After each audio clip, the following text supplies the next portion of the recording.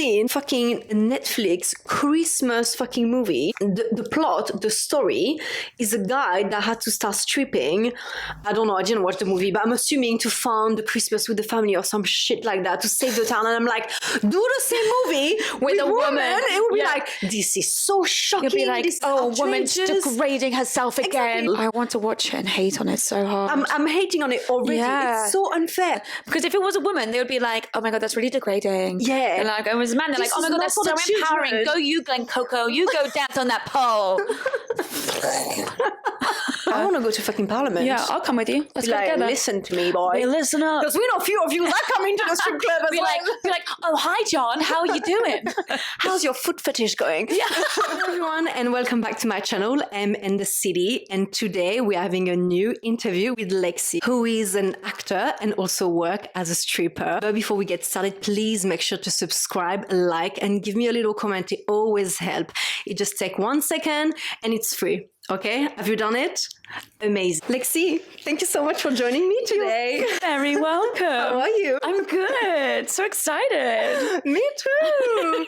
So, do you mind to introduce yourself a little bit for the viewers? Tell them your background, where you're coming from, how you grew up, just who you are a little bit. So, I'm originally from a little place called Woking, which is in Surrey. I call it the shithole part of Surrey. Am I allowed to swear? Yes, you can.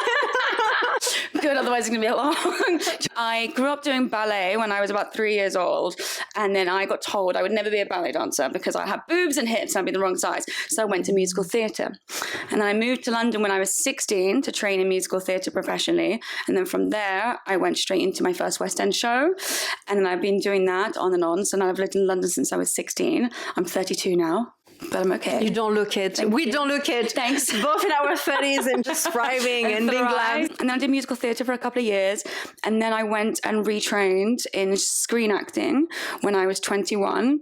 And that was about the same time I started stripping as well. Amazing. So let's just go back a little bit. How did you feel that, it was not possible for you to do ballet? I mean, it was not possible. I'm sure it was, but you've been told no. And then you went to do theatre, Like, did you feel like, do you know what? It was part of the process. It is what it is. Or you still feel a bit like, do you know what? They really ruined it for me. Yeah. The thing is, right, I still love ballet. And actually the last show I did had a 7-minute long ballet number in it. And I was like, oh my gosh, my time has come. Although doing it in your 30s really hurt. But, but when they told me that, it was very much, it was a different time. Like nowadays, my figure is like fine in ballet. But back then it was obviously it was the 90s as well. So everyone was very skinny and it was like sticks. But it did drive me in the right direction. And I really think that it fed my purpose because I do love musical theatre. I love acting. And I think if that didn't happen, and who knows, I might have just done ballet and then hated it. Yeah. Because it is really hard. People don't realize, but ballet is one of the hardest. I mean, being a ballet dancer is one of the hardest job in the world. Yeah. And it's so funny what you're saying about like having hips and being in the 90s and that, because I also did ballet when I was little. Yeah. And I remember comparing myself to other girls and I was like, I'm fat. When clearly I was not fat. But because in ballet, it was not fashionable to have like a small waist and then hips. You had to be a stick all the way. Yeah. Like this. And then you've got your teachers like, you're too fat. Oh, yeah. You need to have your back straight and you've got too much boobs. Not that it happened to me. I don't have any boobs still. But do you know what I'm saying? Honestly, and ballet mistresses are the most terrifying people you'll ever meet in your life. I had a ballet mistress when I was training in musical theatre because she still had ballet classes, right? Stood me in front of the mirror and was like, do you think you look good? And I was like, and she was basically calling me fat in front of my class. And I was like the same size as I am now. But that was still like, because she's a ballet mistress mind. And then I got really sick and I couldn't eat for like a good 3 weeks. I came back like a stick, like unhealthily thin. Yeah. And she came in the room, she saw me, she was like, whatever you're doing, keep it up. And I was like, oh, but I've been really, really sick. She's like, did I need an excuse? I was like, no, this was the days, guys. Yeah, like, these were the back in the day. Yeah. You can't say that nowadays. No, new generation. Trust me, you have none of that. Like, how did you thought while you were doing theatre, I want to become a stripper? Like, what happened? Well, there's 2 reasons, actually. Okay. The first reason, I saw the film Showgirls when I was about...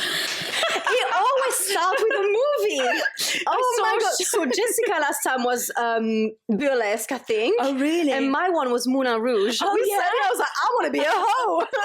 You know? Honestly, that film, she has this scene and she's on stage, she's with these two balls and she's doing this 80s rock and I'm like, oh my God, I'm obsessed. And I watched that when I was about 17. Okay. And then I had this in the back of my head. And then when I was 21, I started studying at Drama Center and it was really expensive. So I was like, what can I do to try and make some money? And I hate that stereotype of being like, what can I do to make some money? I hate that stereotype. But I realized in my first night working in the club that it was a lot of bloody hard work, but I stayed on with it. So I was at college 8 until 6 p.m. and then I'd run to the strip club and I'd work 7 until 4 in the morning. For 2 years during my master's, I had like 2-3 hours sleep a night. Wow. I was exhausted and I worked there 4 nights a week and I worked in this other club 3 nights a week. You say like, oh, I hate saying that, I've done it for money and that, but when you want to pursue like either like an artistic field, especially in London and in England, usually it's privileged people that pursue that. People don't realize. I know in France it's not as expensive, you know, and it's a bit more like that. But in England, I feel like I've done some acting lessons and you feel this, how to explain that, yes, some people are privileged and it's a certain circle, you know, and that's why they're like, don't tell that you are stripping, because there's such a snobism about it, isn't it? I actually had an argument with one person inside my college one day because they wanted me to do something after college and I was like, I can't, I have to go to work. And then they couldn't comprehend that I had to go make money. And they were like, well, why's your mum and dad not paying for it? And I was like, I'm sorry, we're not all as privileged to have that. Like my mum supported me through everything as much as she could, but like you at some point you have to be a grown-up and pay for your own bills, and mummy and daddy aren't always around to buy your houses and stuff, so you have to work hard and you have to have a job. But he couldn't comprehend that I had to go to work. And do you know what's funny is that we blame people that do not work, do not move their ass off the couch and like, oh, you lazy, you're on benefit and that. But when you're like, okay, I'm gonna make something out of my life, I'm gonna like move my ass, grind, work hard, and it's like, oh yeah, you're just a hustler, you're just a scammer, and it's like, no, I'm working. Pick a lane. We all not like, not everybody's got like you said, mommy and daddy, and it's like, oh, can you pay my school? Can you pay my apartment? Like sometimes you gotta do what you gotta do, and as long as it's legal, it is legal. Yeah, exactly. So like, what's wrong with it? When you start stripping, tell us, like, lead us through. How was it to find the club, the audition, and the first time that you stripped? So the venue that I first started working in, basically I used to help run doors of club events. Okay. So I knew about this club because it was one of the events places that we used to put on our club nights. It was one of my other bitty jobs that I had. I've done everything under the bloody sun, I swear. Anyway, so I got friendly with the manager at the time. And then when I decided to start working, he replied back to me and he's like, are you sure you want to do that, sweetheart? And I was like, yeah. He's like, right, well, it's a full strip on the main stage. I was like, okay. And then I turned up and the first thing, and the bouncer, Gary, at the time, he was a staple at that club. He'd been there for like 30 years, proper East London guy. He turned part of the furniture. Oh my God, part of the furniture. And he looked after the girls so good as well. Like he was just a little gem. Anyway, he pulled us aside. He's like, right, what's your name? And I was like, Hannah. He was like, no, sweetheart, what's your stripper name? And I was like, and in a split second, I decided it was Alexis. Okay. So that I've had Alexis now for 12 years, by a split second. Anyway, I did my full strip on the main stage, get on stage, and oh my God, it's all coming back to me now. I actually remember this story. So back in the day, we used to have to wear long dresses for the audition. I remember that, yeah. I didn't have a long dress. I had to borrow a maxi dress. A maxi dress, oh no! From my housemate. And anyway, I'm on stage. I'm wearing French knickers as well because they said just wear sexy lingerie. So I'm wearing French knickers and like a really basic bra and a maxi dress. I'm pulling the maxi dress off because I'm a professional dancer. I can dance. But anyway, I'm trying to get this dress off. And in the venue, there's like a pole around the back of the stage, like a winding staircase. I turn to the back, trying to get it off. And as I get it off, I trip forward and smack my head on the railing. Oh. And then I take it off. I'm off. off. Gary's standing over there looking at me, and he goes like, turn around. So I just whip around, and I realize I'm in my underwear in front of people on stage. And then I just carry on, and everything kind of smoothly after that. But I was so nervous. Yeah, I can imagine. And the worst thing is my first ever strip dance, so private dance for a customer. It was actually that same night because I started working that same night. Okay. And he was like, and I was saying, oh, it's my first night, all this stuff. And he was like, yeah, whatever. Yeah. And I'm like, no, it really is. Anyway, we go for a private dance, take off my dress. And he's like, you're not fucking kidding. Look at those knickers. It is your first night. And I was like, oh my God. The next day I ran out and bought myself a G-string.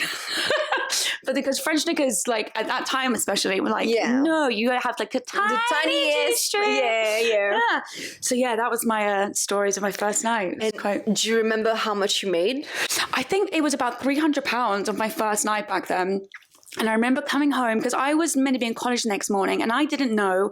First of all, I discovered that night that we don't get paid because I went to the house mum. I was like, okay, so how much do we get tonight? And she was like, sweetheart, you don't get paid from us. You earn your money. And I was like, what? Okay.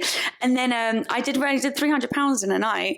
And I remember coming home with the cash and clutching it and being like, oh my God, I can make this work. This can be good. And then I swear it's always have beginner's luck. On your first night, you always do good. And then it goes downhill. And then you're like, what's happening? And then you're like, is it me? And then you go back up again and you start to learn your groove of how to do it. This is like when the roller coaster of emotion is starting. And because like you said, the new person luck, you're like, oh my God, this is great. And then a few days after, you're like, I've made £70.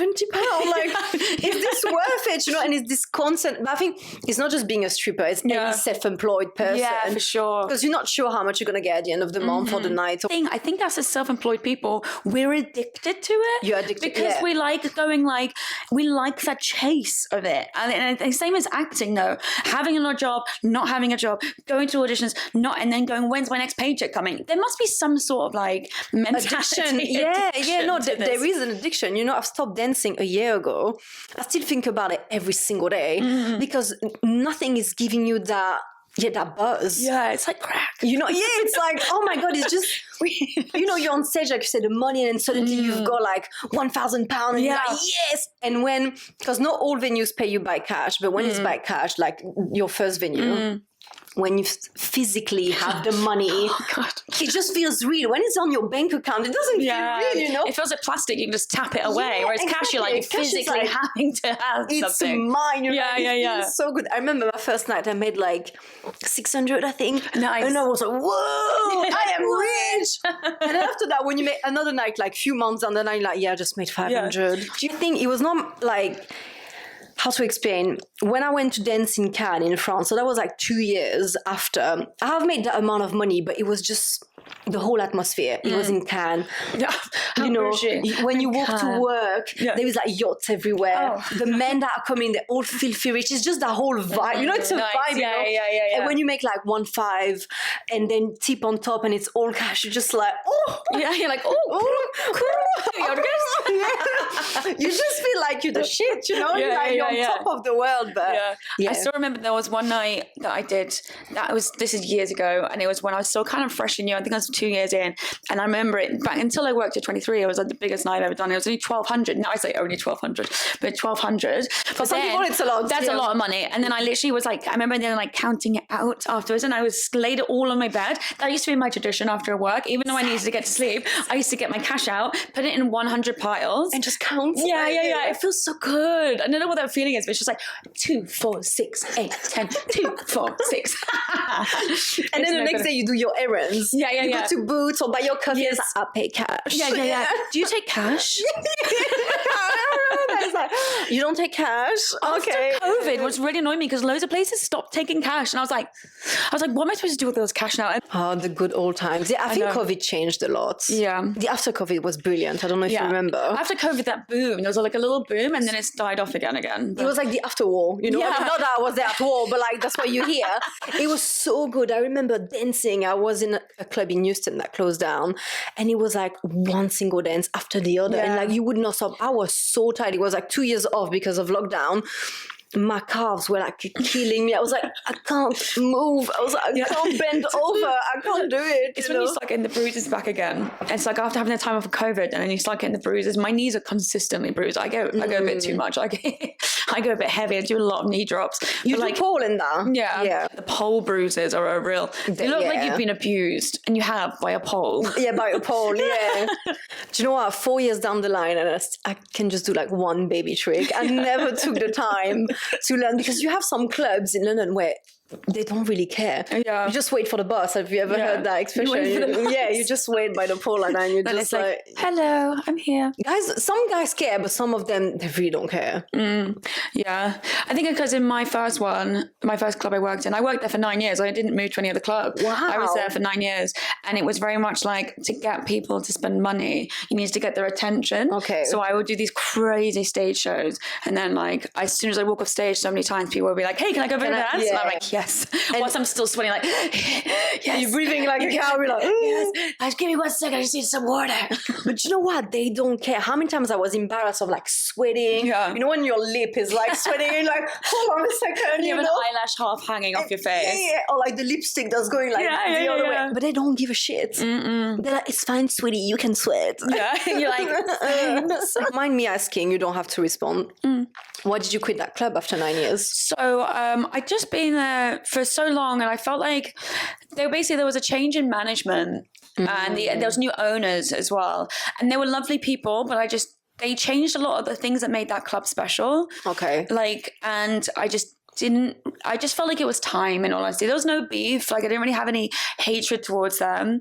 Like, I'm still really friendly with the house mom that's still there. Like, and I even sometimes go there for like a drink and say hi to the girls. But it just was time for me. And then also my best friend who worked there with me did get in an argument with someone. Oh, okay. So I was like, yes, and then I moved over here. Is she working here now also? Yes, she is. Yeah. Lexi, you're also an actress, right? So how do you navigate the balance between acting and dancing? Well, this is also the reason why I still do both, because I can have my days free to audition and I can have my nights to work. And it's the only job I find that I can be working at night. And then it's quite flexible as well. So let's say I have an audition on a Thursday. I just won't work the Wednesday night. Yeah. And I can plan ahead for that, unless it's short notice and it's harder. But I do find I have two personalities. I have a Hannah by day and Alexis by night. And crossing them sometimes is hard. Do you think that kind of job, because I felt like that with myself, like you said, you've got that personality, that Lexi and that. So I had the same when I was dancing. But do you feel like sometimes you get lost in your real life, you're getting confused by who you are, you're just like, why am I? Do you feel like you're also acting sometime in your personal life? You know what? I actually don't, because it's so good. Weird. I think it's because it comes from my acting training. I went to a method college, method acting, and they basically rip you to shreds, and then you try and realize who you are. And you have to be, with method acting, you have to have a very core, strong self of yourself. Otherwise, when you become a character, you can be lost into it. Of course, yeah. So I think I do have a very good divide between Alexis and Hannah, because even like Hannah, actually, real life day person, is actually a super people pleaser that gets really anxious, and whereas Alexis is really bullshit and can ask questions and is more confident in herself. And the code is usually, once I put my red lipstick on, it's that kind of like my switching time. But I think it does filter. I mean, everything. I think it filters a little bit, mainly when I need it to. It's like an extra like a superhero cape I put on if I need to tell someone off or something. Like an extra layer. Yeah. Because Alexis is a lot more bullshit, and she's a lot more not bullshit in a bad way, but she's a lot more confident and she can say what she wants, whereas by day Hannah doesn't know whether she wants pizza or a burger or sushi and cries about it. I know exactly what you mean. I think it's not just strippers, it's any acting or artists, entertainer. I think we all have two personalities, and the normal self is usually more shy, and then your how do you call it? Your performer? No, it's your alter ego. Alter ego, yes. Yeah, my alter ego. Your alter ego usually is always this badass person, and it's like, what? Excuse me, what did you say? Yeah. Is there any skills from your stripper job that you take into acting? Improvisation. Yeah. Improvising on the spot. Because like a guy was in stripping world will like throw a question out to you, or like just like really press on a question. And like simple things like, let's go out for dinner tomorrow. I'm going to improvise the hell out why I can't go for dinner tomorrow. Like, or if the guy don't want to, or like rules and regulations and stuff. And I think improvisation helps me a lot with acting. And I actually did a play not too long ago, all about strippers. Yeah. So that helped, 2 and 2 combined. Like I actually got the job because, not just because of how I act, because I'm a good actor. Here's me doing my own, tooting my own horn. But I had 12 years experience in it, and the character had 12 years experience. So it kind of went hand in hand. And would you say also stripping is helping with analyzing people and understanding different personalities and that? Because what you guys don't realize is that strippers have to adapt to different people like every hour, every 30 minutes. You have to adapt your sales technique. Because you can be like, hi baby, how are you? Or like, what's up? Yeah, like, not like what's up, but you know what I mean? Honestly, I like, it's called code switching. I do that like on a nightly basis. If let's say I have a customer who's like very raw, very posh, and like talk like this. Oh, darling. I'm literally like, oh, hello, darling. Would you mind if I come join you for a drink? Like I will literally tone it right up. And if it's more of like a guy who maybe works in construction and he's like, all right, sweetheart, like, what do you want to drink? And I'm like, oh, don't you worry about sweetheart. I'm going to have a tequila. So, like, I will code switch with my accent a lot as well. And like my demeanor. And we do like, even like assessing someone as they walk through the door and like how to approach them. And it's funny, sometimes you can go through it, even in one conversation, you having to switch it up to try and figure out the right, like, it's like different potions, like figure the right potion to make this work and make them comfortable. Because we're selling ourselves. We're selling, we're selling an experience in our companies. We want to tailor it to you. It's like, And you know what's so funny is that I think it's so unfair that strippers don't get enough recognition in the art industry, like the movie industry, TV industry, because like we know so many different profiles. We understand psychology. We understand depth in that way more than just someone that didn't experience anything in life, that just went to acting school and that is it. So I don't understand why there is this whole stigma about like, so you've been dancing before, like, I don't know, we can't take you, but you're gonna take someone that's like flat as fuck. Yeah, exactly. And the thing is, especially even with I have a guy the other day that was explaining his job he did, and I was like, oh yeah, I know about that. And he's like, how can you possibly know about that? I'm like, because I've had to sit with 10 other men just like you to explain the exact same job. And it's like the same thing is like, they don't necessarily trust you, and they'll hire people in the acting world that maybe have never danced before just because, and who are flat, like you say, without having the experience of doing it. I think they really should actually hire more, although there's not that much work, but hire more sex workers for roles that are by sex workers. Like, and that was a good thing about the play I did. She really wanted to find someone cast members that had that. And it was actually harder than she thought, because a lot of actors aren't out as strippers.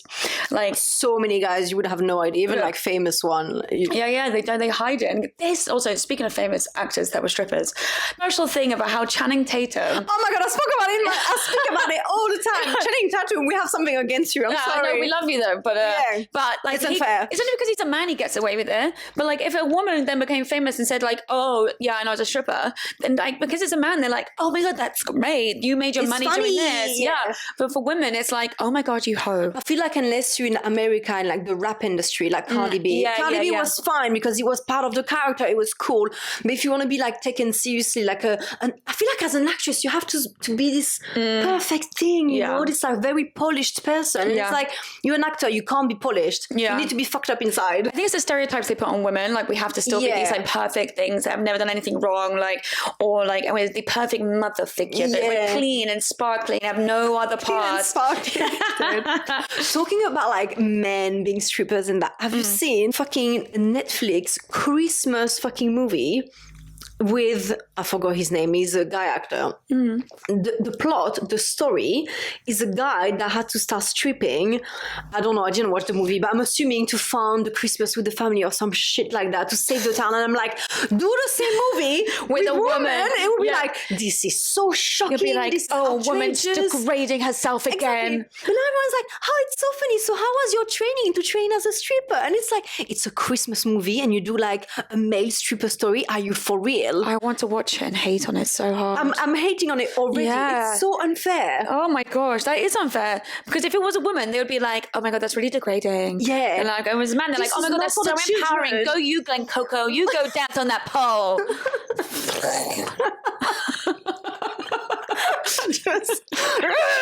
Where do you see yourself in a few years? Like, what do you hope for? Do you want to carry on dancing? Are you still, do you still want to be an actress? Or so I will always be an actress. I will always endeavor to try. Yes, I will try. I say try because you never know where life's going to go, but it's the thing that I have in my heart that I love doing so much. I've had really good success in it, and it just goes in peaks and troughs. And I'm in a little bit of a trough, so we'll figure that out. Acting is really hard. People don't realize for like your confidence, your self-esteem, for your mental health, man. It's so bad for your mental health. rejection, and then you get a job, or you get like you get into the final of a job, and they go like, "We love you," and you're like, "Excellent! Oh my god, I'm going to get it." And then you don't get the call, and then you cry on your floor for 3 days. Mm. So I think in the next 5 years or so, the plan is I'm going to move over to LA. I love it. Yeah, I'm going to move over to LA, and I've actually already found a club that I kind of want to work in. It's called Jumbo's Clown Room. Oh, I want to. So if you're listening, I do want a job there. And it's just stage shows. And all the girls there have also like dancers that have been around for a while. So there's no private dance? No private dances, which is kind of a weird vibe for me. I might do a whole like switch, but you do a very short shift. And then it's more like acts on stage. So like, and all the songs are to rock songs as well. So they're just like big, basically I'm living my showgirls fantasy. If you remember the beginning of the video, it's the showgirls fantasy of like the 80s, whipping the hair. I love that. So that's the plan. And then I'm going to act over there as well. So that's my 5-year plan. Last question. Mm-hmm. If you could change one thing about how society views strippers, people that are like so against this job. I'm like, we're people too. Yes, we're people too, and they pay bills. They pay bills, and you know what? Some people are just good at it. And I realized this when I was younger. Like I'm a very sexual creature outside of this, anyway. And I realized that I'm good at monopolizing on my own sexuality, and I'm good at providing a service in a way of performance.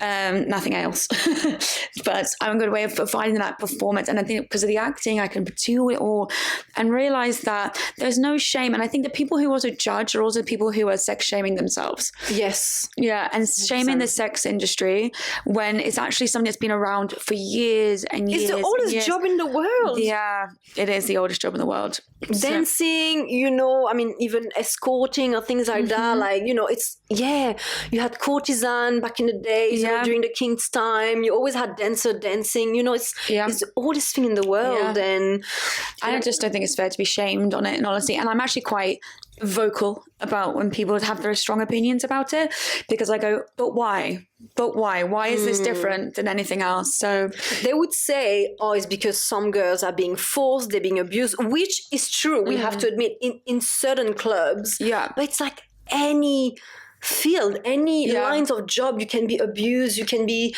sexually abused, you can be treated poorly. Like I was a nanny when I came to England. I was getting paid £60 per week, working 7 a.m. to 9 p.m. I got kicked out of the house. They locked me and with all my stuff inside, and by rich people. Do you know what I mean? So it's gosh.